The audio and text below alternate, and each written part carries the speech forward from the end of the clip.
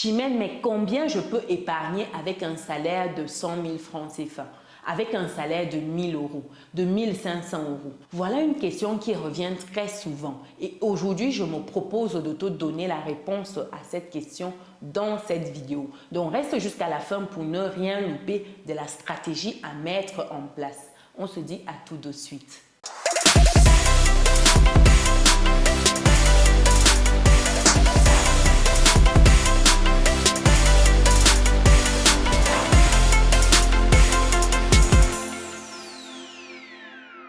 Bienvenue de nouveau sur Business et Réussite, la chaîne qui te permet de muscler ton mindset et tes finances. Si c'est quelque chose qui te parle, alors rejoins dès à présent la communauté des personnes résilientes et pense à lâcher ton pouce bleu en l'air et à partager massivement cette vidéo. Si tu me découvres pour la première fois, je suis Chimène Nana, je suis entrepreneur, investisseuse en France et en Afrique depuis quelques années et ma passion au quotidien, c'est de te voir atteindre ton autonomie financière.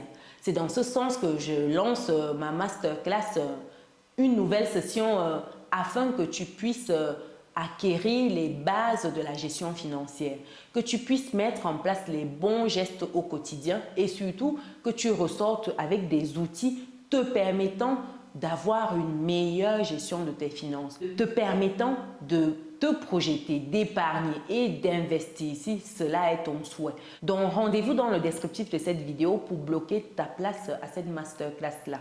Étant ancienne banquière en France, je partagerai avec toi des tips, des astuces et surtout des outils pour te permettre de level up sur le plan de la gestion des finances. Donc, on se donne rendez-vous à la masterclass. Après cette belle parenthèse, revenons à notre sujet du jour qui est celui de savoir combien on peut épargner avec son salaire de 100 000 francs CFA, de 1 000 euros, de 1 500 euros. Bref, combien on peut épargner en fonction de son salaire. Déjà, d'entrée de jeu, j'ai envie de vous dire que quel que soit votre salaire aujourd'hui, vous pouvez épargner. Oui, je vais me répéter, je vais le répéter. Quel que soit votre salaire aujourd'hui, vous pouvez épargner. Il ne tient qu'à vous de mettre en place la bonne stratégie et de vous donner les moyens. Après avoir dit cela, comment vous pouvez épargner et surtout combien? Rentrons dans le vif du sujet. En termes d'argent ici, il faut déjà comprendre le fonctionnement de l'argent. Il faut arrêter de courir après l'argent et mettre en place des stratégies pour que l'argent vous court après. Je vois trop de personnes faire des erreurs basiques de débutants en termes de gestion de finances. Et c'est là tout le problème. Trop de personnes n'ont pas ce réflexe-là de s'éduquer sur le plan de l'argent. On a l'éducation basique quand on grandit avec, on a l'éducation à l'école, mais on n'a pas l'éducation de l'argent. En termes d'éducation financière ici, il y a des bases. Et l'une de ces bases-là, c'est de comprendre les entrées et les sorties, c'est-à-dire tout ce qui est actif et tout ce qui est passif. Qu'est-ce qu'un actif ici? Un actif, simplement, c'est tout ce qui met de l'argent dans votre poche tous les mois ou toutes les périodes définies. Un actif, c'est tout ce qui vous met de l'argent dans la poche. Je vais vous donner un exemple d'actif ici pour qu'on soit sur la même longueur d'onde. Un bien immobilier, par exemple, c'est un actif suivant son utilisation quotidienne. Si vous achetez par exemple un logement que vous mettez en location et tous les mois vous avez un loyer qui vous est versé, loyer qui est bien sûr strictement supérieur à vos mensualités de prêt, voilà un actif que vous avez. Parce que tous les mois, vous avez par exemple 1 500 euros qui tombent en termes de loyer avec une stratégie de colocation. Vous avez votre mensualité de prêt de 500 euros que vous remboursez. Il vous reste 1 000 euros. Si on dégage tout ce qui est autres charges annexes dont je ne vais pas rentrer dans le détail ici, on peut se retrouver à avoir 800 euros net dans sa poche. Donc voilà typiquement un actif. En termes de passif ici, c'est tout ce qui retire de l'argent dans votre poche au quotidien. Je vous prends l'exemple d'une voiture. Une voiture, vous achetez, au quotidien, vous devez l'entretenir, vous devez mettre de l'essence, vous devez assurer, etc. Voilà typiquement un passif parce que tous les mois, ça sort de l'argent de votre poche. Une voiture ici peut être également un actif. Attention, si vous avez votre véhicule, vous finissez de l'acheter, vous mettez ce véhicule en location, vous récoltez les recettes, voilà un véhicule qui passe d'un actif à un passif. Donc ici, il faut comprendre la notion d'actif et de passif. Une fois que vous comprenez ces notions d'actif et de passif, vous êtes prêt pour l'étape d'après. Ici, votre actif déjà, c'est votre travail. Ça met de l'argent dans votre poche contre votre temps que vous donnez. Ici, les passifs, c'est toutes vos dépenses. Donc, quand vous avez votre salaire de 100 000 francs CFA, les questions que vous devez vous poser, c'est quels sont mes pôles de dépenses? Quelles sont mes charges fixes et mes charges variables? Vous devez vous poser ici et définir tout ce qui est charge dans votre vie au quotidien. Vous définissez tout cela, vous définissez ensuite quels sont vos objectifs au quotidien, vos objectifs mensuels, annuels. Vous devez prendre le temps de mettre tout cela par écrit. Ça va vous permettre d'avoir des idées claires. Très important. Vous pouvez revenir regarder cette vidéo afin de ne rien louper, de comprendre vraiment ce que je vais vous expliquer ici. Ça va vous permettre de changer le cours de vos finances. Ça va vous permettre à tout jamais d'avoir une bonne gestion de votre argent, de vos finances et de ne plus être en galère à la fin du mois. Donc, quand vous finissez d'identifier tout ce qui est charges variables, vos objectifs, vous êtes bien. Ensuite, ici, vous devez prendre le temps de faire un budget. Un budget. Aussi simplement que cela, un budget. Pas besoin de grandes règles ici, quelque chose de basique. Vous connaissez quelles sont vos charges, vous connaissez quelles sont vos dépenses quotidiennes. Vous devez allouer en fait un certain montant à toutes ces dépenses quotidiennes-là, afin qu'à la fin de cet exercice, vous vous retrouviez avec un minimum qui reste. Et pour que vous vous retrouviez avec ce minimum-là, dans vos charges, vous devez avoir une charge épargne. Donc, quel que soit votre revenu, une de vos charges, ça doit être l'épargne. Prenez le temps de ventiler en fait vos différentes charges lorsque vous êtes en train de faire votre budget. Je m'explique. Vous avez vos 100 000 francs CFA, vous décidez de faire votre budget, vous allouez par exemple 10% aux assurances, vous allouez 30% à votre loyer. Très important ici, votre loyer, s'il est au-delà de 30% de vos revenus, il faut déménager. Ça montre que vous n'avez pas un loyer qui est à la hauteur de ce que vous gagnez. Vous vivez au-dessus de vos moyens. Déménager. Parce que si vous gagnez 100 000 francs CFA ici et que vous avez un loyer de 60 000 francs CFA, il y a un problème.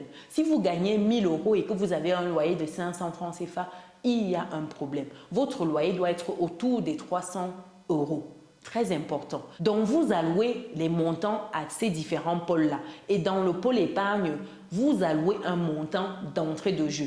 Ici, la stratégie, c'est de vous payer en premier. Quand vous avez vos 100 000 francs CFA, vos 1 000 €, vos 1 500 €, vous pouvez d'entrée de jeu dire que je réserve 10% de cette entrée-là pour l'épargne. Et quand vous percevez vos 100 000 francs CFA, vous retirez déjà 10 000 francs CFA que vous mettez dans l'enveloppe épargne et vous ventilez le reste.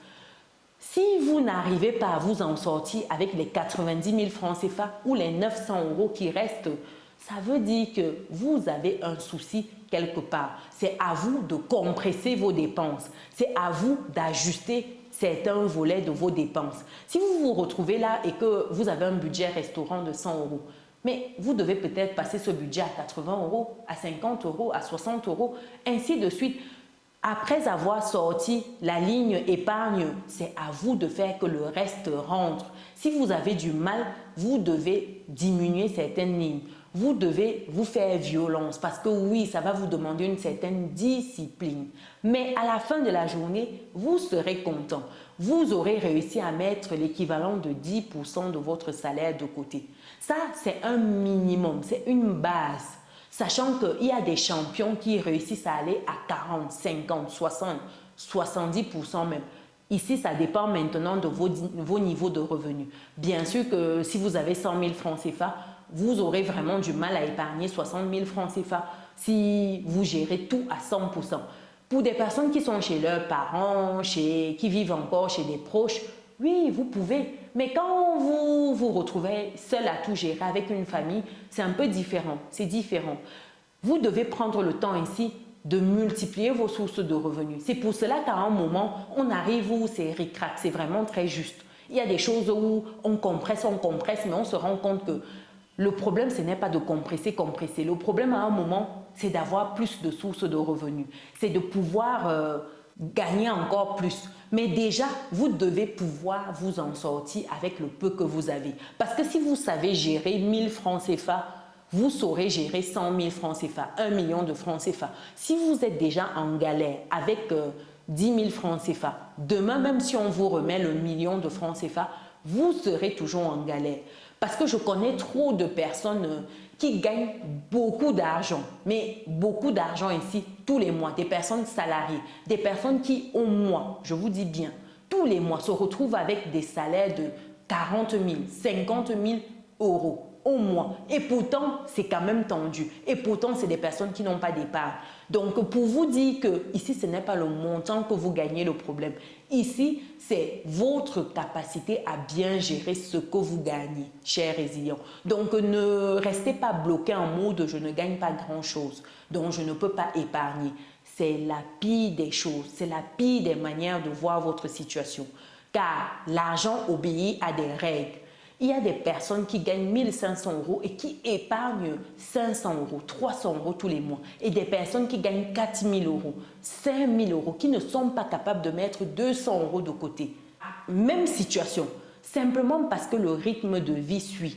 Il y a des gens, quand ils ont 1000 francs, ils ont des problèmes de 5000 francs. Quand ils ont 5000 francs, ils ont des problèmes de 10 000 francs, ainsi de suite. Et c'est toujours comme ça dans la vie. Tant que vous ne connaissez pas vous discipliner, tant que vous ne prenez pas le temps de mettre en place des règles et de vous en tenir, vous aurez toujours des problèmes de gestion d'argent. Donc ici, me demander combien vous pouvez épargner avec votre salaire, j'ai envie de vous dire que minimum 10%, vous pouvez si vous faites bien les choses. Et ensuite, ça ne tient qu'à vous d'aller un peu plus loin. Peut-être d'autres auront du mal à commencer avec 10%, vous pouvez commencer avec 5% et puis progressivement grandir. Et à terme, vous aurez des pourcentages impressionnants. Aujourd'hui, ce que je peux épargner, c'est juste violent parce que j'ai beaucoup de sources de revenus, parce que voilà, j'ai mis en place des stratégies. Ici, c'est à chacun de définir cela avec son revenu et surtout avec son objectif. C'est pour cela que je vous disais d'entrée de jeu, prenez le temps de mettre en place vos objectifs. Prenez le temps de les définir, d'écrire cela. Parce qu'en fonction de vos objectifs, vous aurez faim. Si vous avez un objectif, par exemple, je dis une bêtise, d'épargner pendant une année 1000 euros et vous avez un salaire de 2000 euros, vous êtes d'accord avec moi que ce n'est pas un objectif challengeant? 1000 euros sur 12 mois, sincèrement, ce n'est pas challengeant du tout. Après, pour des personnes qui sont surendettées, qui ont plein de prêts, des choses comme ça, oui, je peux comprendre. Mais de façon générale, si vous avez des prêts, même un, deux prêts, et que vous avez 2000 euros ou 3000 euros, et que vous vous mettez comme objectif d'épargner 1000 euros sur une année, sincèrement, ou 1200 euros, ça veut dire quoi? Tous les mois, vous devez mettre combien? 100 euros de côté? Non, ce n'est pas challengeant. Donc, vous devez avoir des objectifs challengeants et suivant vos objectifs challengeants, vous allez faire en sorte que à la fin, vous vous y retrouviez. Donc, voilà, chers résilients, dites-moi ce que vous pensez de cette analyse de la gestion de finances et surtout ces petits tips au quotidien afin d'épargner, de mettre une partie de ses revenus de côté. Est-ce que vous avez d'autres stratégies afin de pouvoir épargner tous les mois? Mettez-le dans les commentaires. Pour d'autres personnes qui souhaitent aller un peu plus loin dans l'art d'épargner, de bien gérer ses finances et d'avoir des fins de mois sereines, je vous invite à ma masterclass que j'organise, une énième masterclass afin de vous accompagner dans ce process de transformation-là de vos finances et surtout de compréhension de comment fonctionne l'argent. Parce que oui, beaucoup n'ont pas reçu cette éducation-là et ce n'est jamais trop tard. On apprend tous les jours. Si on a l'intelligence d'écouter et surtout d'aller vers des personnes qui peuvent nous accompagner dedans. Donc, rendez-vous dans le descriptif de cette vidéo pour bloquer votre session.